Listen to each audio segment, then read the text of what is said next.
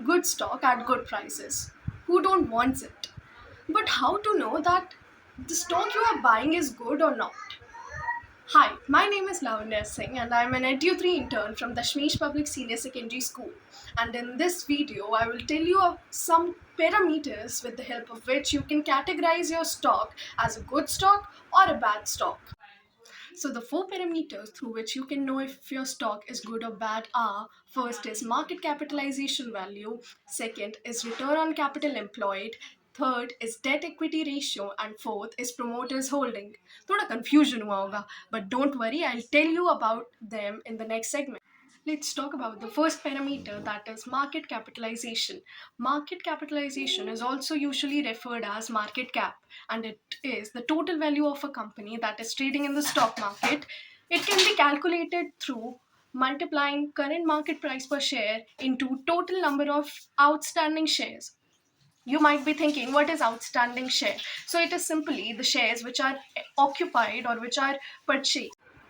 If you will arrange companies in ascending order based upon their market capitalization value, then the first 100 companies that you will see will be categorized as large capital companies, and these companies hold very least amount of risk. 101 to 250 companies will be categorized as middle capital companies. Then 251 to 500th company, that will be categorized as small capital companies, and the last segment or categorization is micro capital companies, that is the 500 position of a company and above. So micro companies usually carries higher risk, and large capital companies, as is a large company, will hold least amount of risk, and thereby it is safe to invest in. Let's talk about the second segment, which is ROCE, or return on capital employed. So return on capital employed can be calculated by dividing total capital employed by the total profits the company has earned.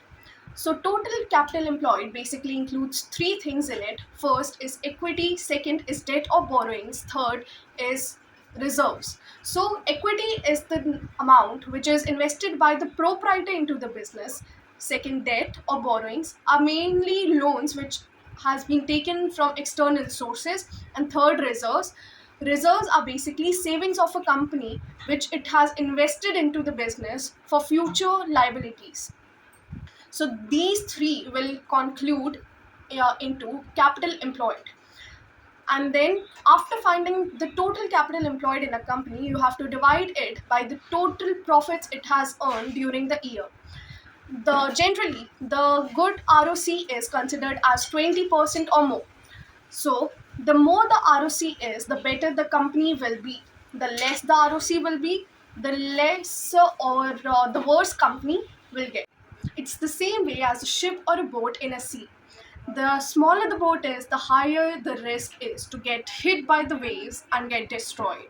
Similarly, the larger the boat or a ship is, the least are the chances for it to get destroyed. It will survive more years.